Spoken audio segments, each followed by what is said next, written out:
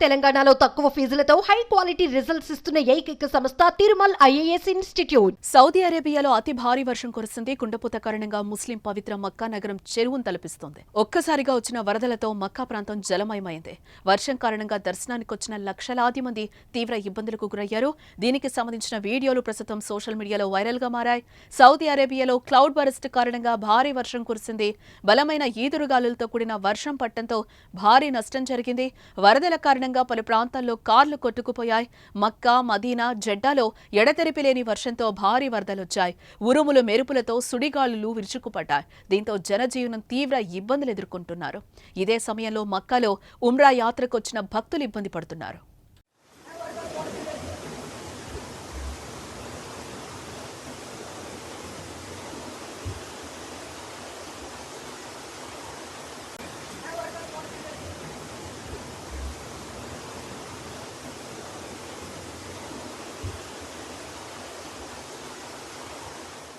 ముస్లింలు పవిత్రంగా భావించే సౌదీ అరేబియాలోని మక్కా నగరం నీట మునిగింది. ఈదురుగాలులు, వడగళ్ల వానతో పాటు భారీ వర్షాలు కురుస్తూ ఉండడంతో జనజీవనం స్తంభించింది.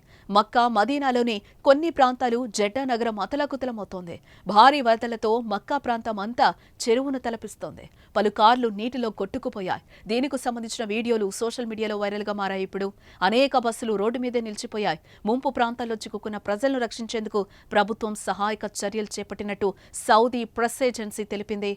మరోపక్క వర్షాలు కొనసాగే సూచనలుండడంతో సౌదీ అరేబియా వాతావరణ శాఖ రెడ్ అలర్ట్ ను కూడా జారీ చేసింది. ప్రజలు అప్రమత్తంగా ఉండాలని అంటోంది. తుఫాన్ మరికొన్ని రోజులు ఇలాగే కొనసాగే అవకాశం ఉందని కూడా అంటోంది.